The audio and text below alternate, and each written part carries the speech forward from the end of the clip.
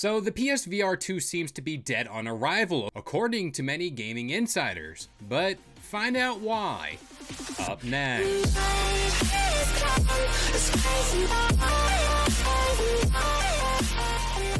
What up guys, this is Kalo, and I'm here to give you the lowdown on all things gaming, and if you're new here, feel free to subscribe to this channel for weekly video game news content, and drop a like on the video. So, Takashi Mochizuki from Bloomberg put out an article recently that stated Sony is now slashing PSVR 2 headset output due to a major disappointment in pre-order numbers. The article states, Sony Group Corp reduced projections for the initial launch of its PSVR 2 headset dramatically after early pre-orders disappointed, signaling little improvement for the hyped but unproven crucial reality sector. Their words, not mine. Now, going into the release of the PSVR 2, Sony was originally aiming for that 2 million mark for headsets sold. But the article goes on to state the company halved its forecast for shipments of the PSVR 2, which is set for a February 22nd release, this quarter to about 1 million units. The company now plans to ship around 1.5 million units, which isn't too far off from their original number between April and March of next year. But they did say that figure could and most likely will be adjusted further in response to demand. Now, what I personally think is the biggest bullet point to look at in an article like this is they say the headset cost and incompatibility with other consoles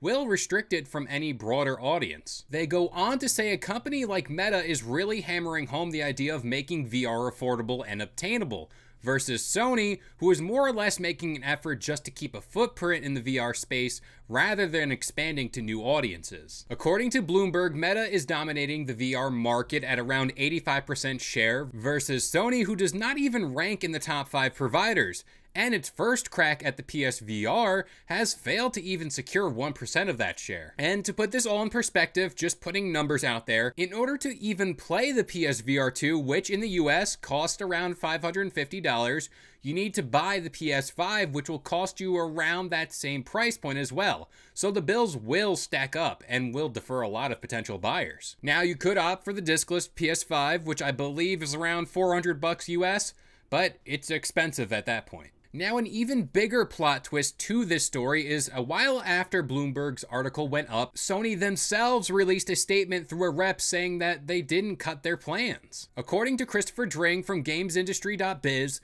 Sony has not cut the PSVR 2 production numbers, and that they have been seeing enthusiasm from PlayStation fans for upcoming launches like Gran Turismo 7, Horizon Call of the Mountain, and Resident Evil Village. So there are two conflicting reports for you, but honestly I can see it going either way, primarily because Sony themselves didn't outright give numbers as far as pre-orders go, so this is more or less up to you guys on who you really believe. Now, for me personally, I dig the PSVR 2, and I think Sony is really expanding the tech within the headset along with a pretty solid lineup of games.